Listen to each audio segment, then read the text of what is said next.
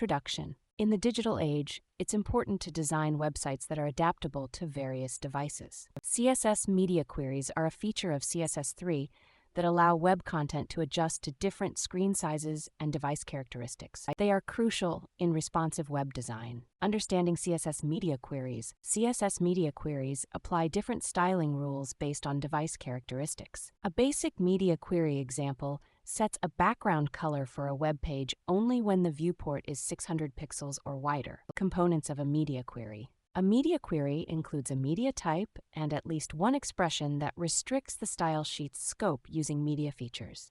Screen as the media type and min width 600px as the media feature were used in the above example. Types.